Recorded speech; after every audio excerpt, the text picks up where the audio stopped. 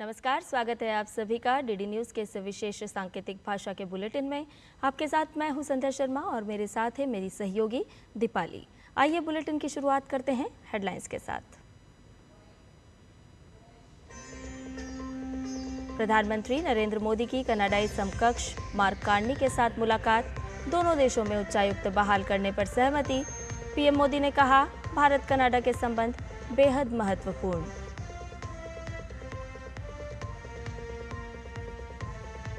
G7 शिखर सम्मेलन outreach सत्र में शामिल हुए पीएम मोदी। वैश्विक चुनौतियों समेत अन्य विषयों पर हुई बातचीत। अनेक वैश्विक नेताओं से मुलाकात में ऊर्जा, सुरक्षा, प्रौद्योगिकी, व्यापार, निवेश और तकनीक जैसे मुद्दों पर दिया जोर।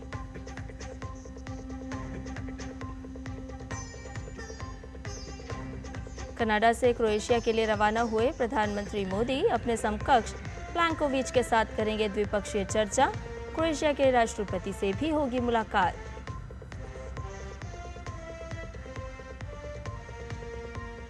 भारत का पहला एंटी सबमरीन युद्धपोत आईएनएस अर्नाला आज भारतीय नौसेना में होगा शामिल। पानी के नीचे निगरानी और हल्के समुद्री ऑपरेशनों के लिए तैयार किया गया युद्धपोत।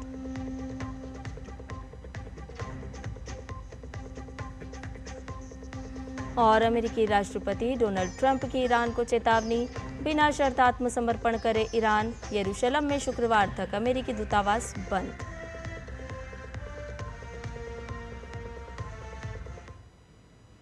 आइए अब इन सभी खबरों को जान लेते हैं विस्तार से। प्रधानमंत्री नरेंद्र मोदी कनाडा की यात्रा के बाद आज क्रोएशिया के लिए रवाना हो गए।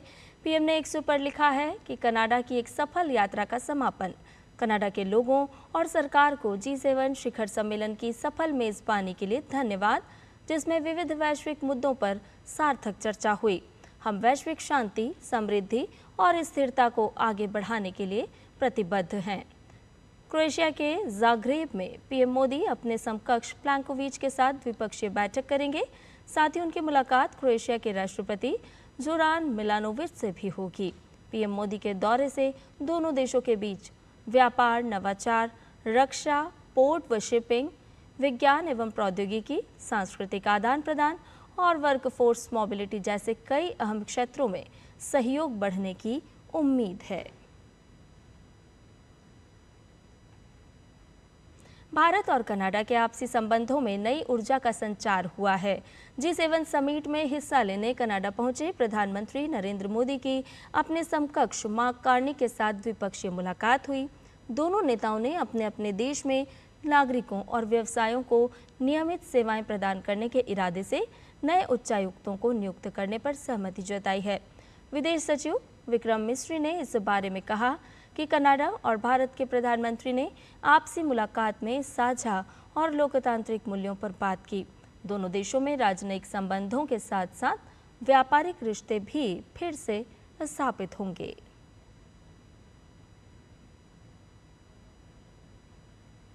कनाडा के प्रधानमंत्री के साथ मुलाकात में प्रधानमंत्री नरेंद्र मोदी ने कहा कि भारत एक लोकतांत्रिक देश है, लोकतांत्रिक मूल्यों को बढ़ावा देने और मानवता के कल्याण के लिए हमेशा से समर्पित रहा है।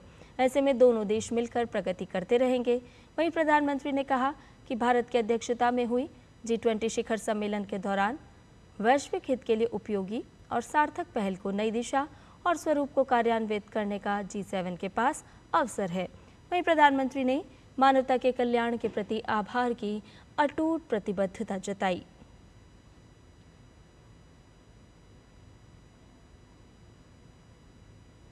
कनाडा के प्रधानमंत्री मार्क कार्नी ने प्रधानमंत्री मोदी का G7 सम्मेलन में आने पर खुशी जाहिर की। साथ ही उन्होंने ऊर्जा, सुरक्षा, आर्टिफिशियल इंटेलिजेंस और आतंकवाद के खिलाफ मिलकर काम करने की इच्छा जताई।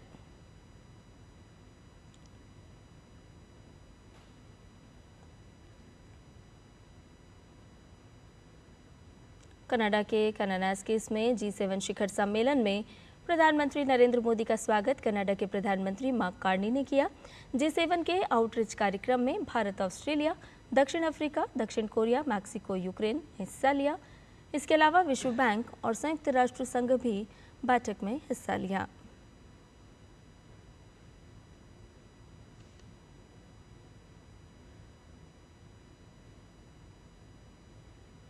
प्रधानमंत्री ने अपने सोशल मीडिया हैंडल पर लिखा कि वैश्विक प्रगति के लिए साथ, वैश्विक चुनौतियों, साझा आकांक्षाओं और बेहतर दुनिया के लिए G7 नेताओं का सार्थक विचार विमर्श हुआ।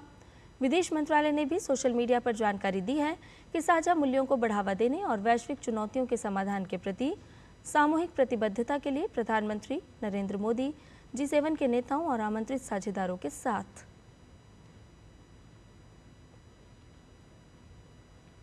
प्रधानमंत्री ने यूरोपियन यूनियन के अध्यक्ष उर्सुला वॉन डेर लेyen से मुलाकात की। प्रधानमंत्री ने इस मुलाकात को सोशल मीडिया पर लिखे पोस्ट में काफी लाभदायक बताया।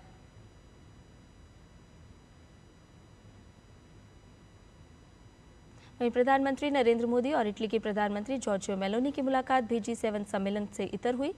दोनों नेताओं ने साझा मूल्यों को लेकर बातचीत की। प्रधानमंत्री मोदी ने इटली के प्रधानमंत्री के सोशल मीडिया हैंडल को कोट करते हुए लिखा कि प्रधानमंत्री जॉर्जिया मेलोनी, भारत इटली की मजबूत हो रही मित्रता से दोनों देशों के लोगों को लाभ होगा।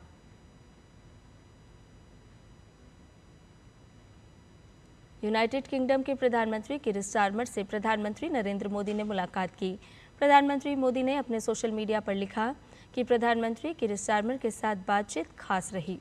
भारत और यूनाइटेड किंगडम के मजबूत होते रिश्ते व्यापार व वाणिज्य में नजर आ रहे हैं।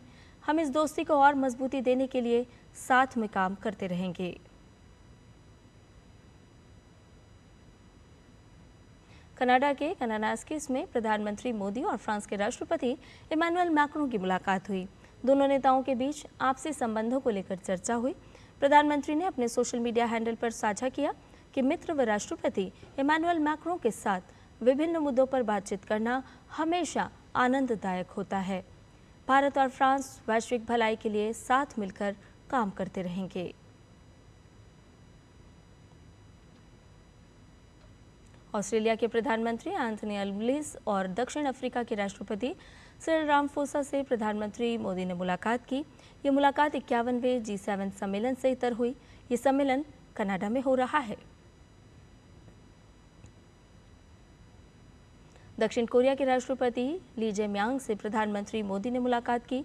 प्रधानमंत्री ने अपने सोशल मीडिया हैंडल एक्स पर लिखा कि राष्ट्रपति ली जे-म्यांग से मुलाकात अच्छी रही। भारत और कोरिया गणराज्य वाणिज्य, निवेश, तकनीक, ग्रीन हाइड्रोजन और जहाज निर्माण के साथ अन्य क्षेत्रों में सहयोग के लिए तैयार है।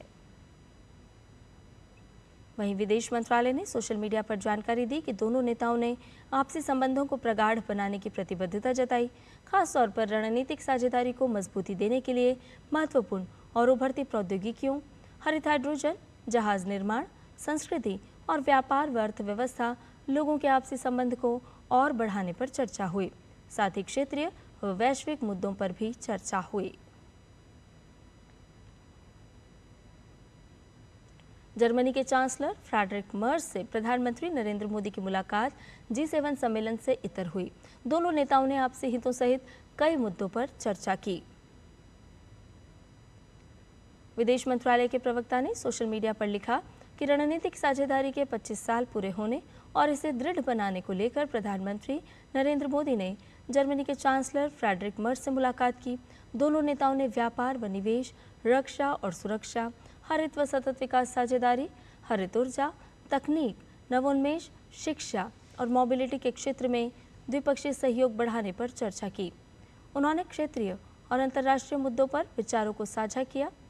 आतंकवाद के खिलाफ जर्मनी चांसलर की मजबूत एकजुटता और समर्थन के प्रधानमंत्री ने धन्यवाद दिया।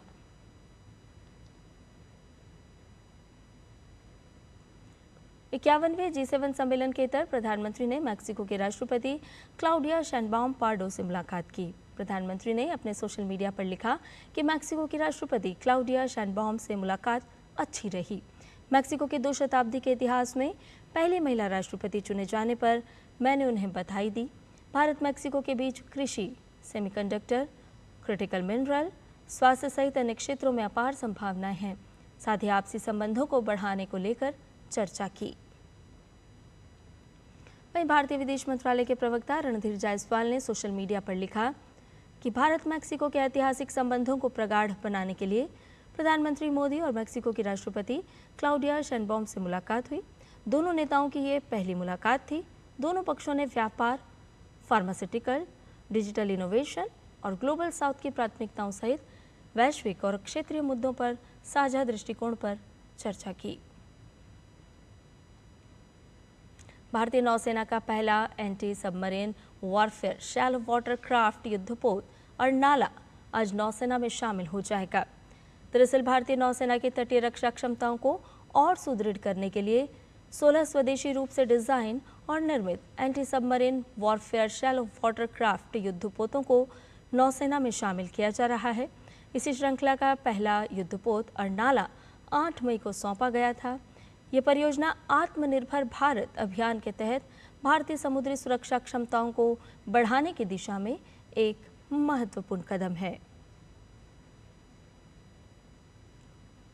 ईरान और इजरायल के बीच जारी टकराव के बीच अमेरिका के राष्ट्रपति डोनाल्ड ट्रंप ने ईरान से बिना शर्त आत्मसमर्पण की बात कही। डोनाल्ड ट्रंप ने कड़ी चेतावनी देते हुए कहा कि अमेरिका ईरान के सर्वोच्च नेता अयातुल्ला अली खामेनेई के ठिकानों की सटीक जानकारी रखता है।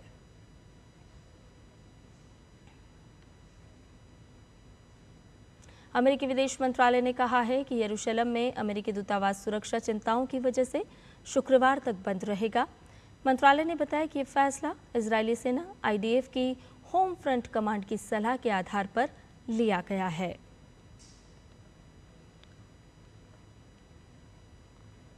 और इसके साथ ही हमारे इस विशेष सांकेतिक भाषा के बुलेटिन में फिलहाल के लिए इतना ही।